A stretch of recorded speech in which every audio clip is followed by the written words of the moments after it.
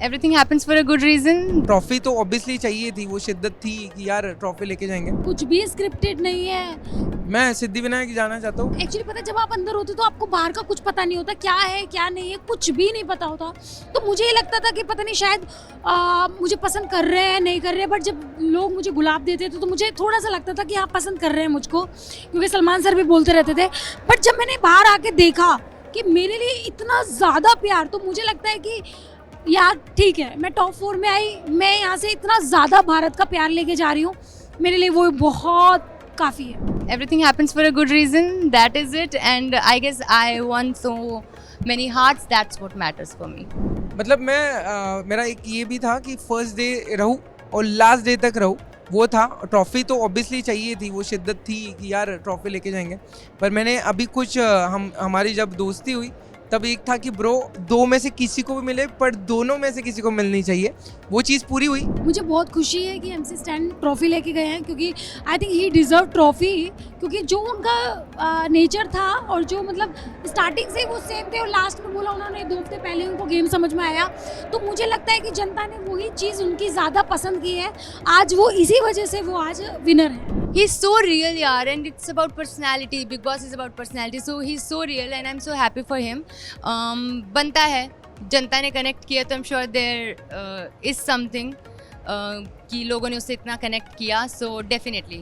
So congratulations, I'm super happy for you. तो मैं खुश हूँ कि वो चीज़ MC को मिली, और वो बंदा डिज़र्व करता था कि उसने कभी ट्रॉफी चाही नहीं, वो जस्ट नेचुरली जैसा था वैसा रहा, और जनता को पसंद आया, और जो उसका हक था वो उसको मिल गया। मेरे 2 हंसने वाले मोमेंट, जो मेरे हंसने वाले मोमेंट थे, जब वो मम्मी आई थी इनकी, टीना की, एकला चलो रे, वो मेरा बहुत फ़नी मोमेंट था, जो मुझे मतलब सोच के हंसी आ जाती है। एक वो, और एक सौंदर्य के साथ वो था जब मैं बाथरूम में कच्छों पे हंस रही थी। और उसके अलावा मेरे 2 बेकार मोमेंट, जो मेरे बेकार मोमेंट थे, एक वो जब मैं बाहर से अंदर आई थी, वो मेरा बहुत बैड मोमेंट था। और दूसरा मोमेंट मेरा तब था जब एक बार सलमान सर ने मुझे डांट लगाई थी और बोला था कि आपने गलत किया।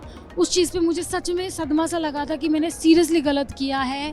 टफेस्ट तो था कि कभी कभी आप जैसे नहीं होते हो, आप पे ब्लेम किया जाता है, बट आप एक्सप्लेन नहीं कर पाते हो।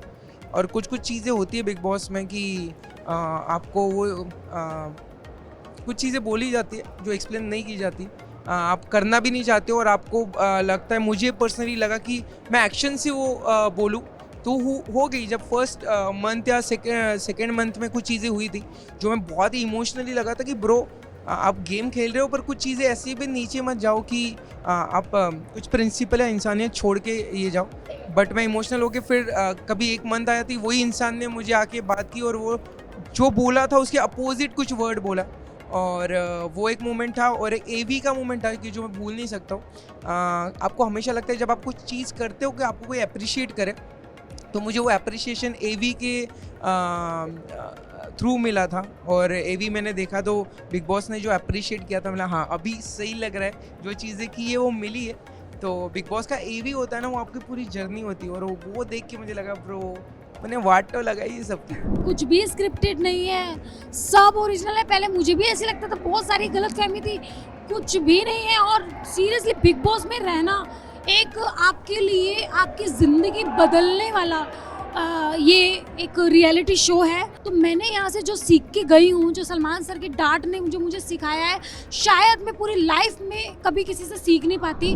No, not at all. Big Boss is not at all scripted, guys. Trust me. मतलब वहाँ कुछ भी नहीं दिखेगा आपको, सिर्फ वो जितने भी 16 contestant, and how is that is it script का मतलब। जो हमें अगर मेडिकल रिपोर्ट्स भी भेजी जाती थी दवाई की, वो पेपर तक वापस हमसे मंगवाया जाता था कि स्टोर रूम में रख दीजिए, जो भी आता था मैसेज।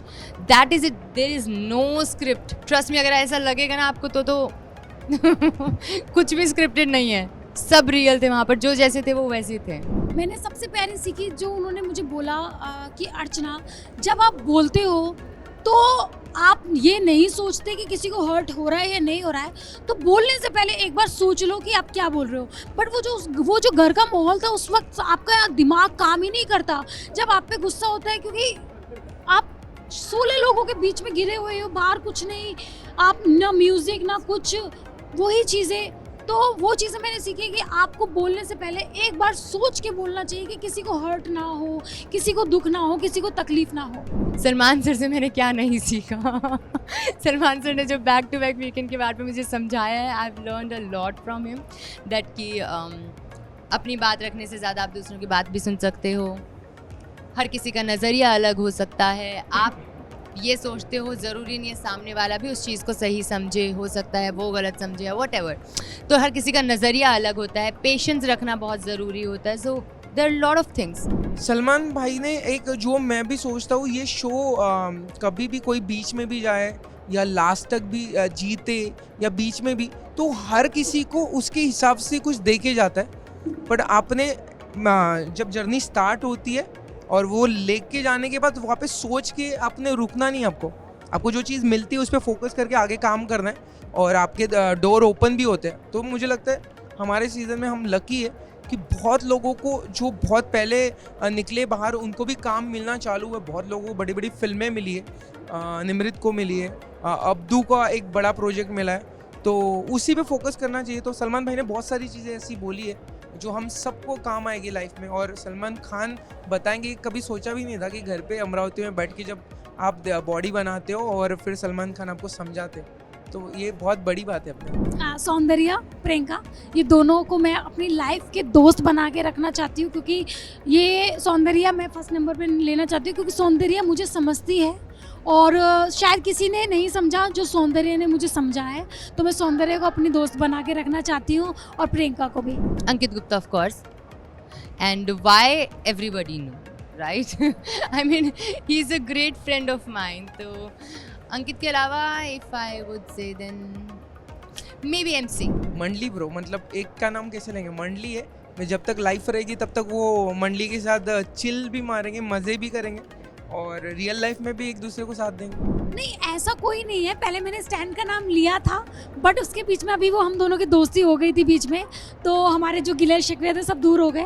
तो ऐसा कोई भी नहीं है, मेरा किसी से कुछ भी दुश्मनी नहीं है। नोबडी, ट्रस्ट मी, जो चीज़ें वहाँ थी वो वहीं ख़त्म हो गई और उससे आगे कुछ भी नहीं ऐसा है कि नहीं इससे बात नहीं करनी। It's fine, it's fine. It was just I mean सब अपने अपने गेम में थे and everything, so it's totally okay. ऐसा कोई नहीं है कि जिससे मैं कभी बात नहीं करूँगी, और नो, सबसे बात करूँगी मैं। ऐसा कोई है नहीं, सच्ची बोलूँ तो। अगर काम आ गया, पैसे मिल रहे हैं तो हाई बाई तो करोगे ना। सिर्फ वो है कि हक करके वो एंजॉय नहीं करोगे। बट जितने कंटेस्टेंट हैं जब भी कहीं मिलेंगे तो हाई बाई सबके साथ करेंगे। अभी भी जिनके साथ फाइट हुई थी वो पार्टी में हम थोड़ा 10 मिनट के लिए गए थे, मैं उनको हाई बाई करके आए। बट जो चिल होता है वो अपने बंदों के साथ होता है, वो मंडली के साथ ही होता है। पहली चीज़, शो खत्म हो गया है। पहले तो मैं कल फराह मैम की पार्टी में जाना चाहती हूँ, चिल करना चाहती हूँ, उसके बाद मैं रिलैक्स करना चाहती हूँ और गाड़ी में बैठ के जोर से या पहाड़ी पे मैं चिल्लाना चाहती हूँ, बहुत तेज आज़ादी टाइप का, मतलब खुला माहौल मुझे मिला है, वो करना चाहती हूँ। और उसके बाद मैं सोचना चाहती हूँ कि मुझे मतलब क्या करना है क्या नहीं करना है, और मूवी का वेट करना चाहती हूँ कि कब कोई मूवी मिले और वो मैं करूँ। यार I really need a vacation, कम से कम 7-8 दिन का, I swear, because back to back I am working, like I was doing Udaariyaan, then directly from Udaariyaan I came to Bigg Boss. So definitely मुझे एक 7-8 दिन का वेकेशन तो बनता है मेरा। मैं सिद्धिविनायक जाना चाहता हूँ, बट अभी शायद मैं 4-5 बजे ही फ्री हो जाऊँगा, तो तभी जाके दर्शन कर लूँगा।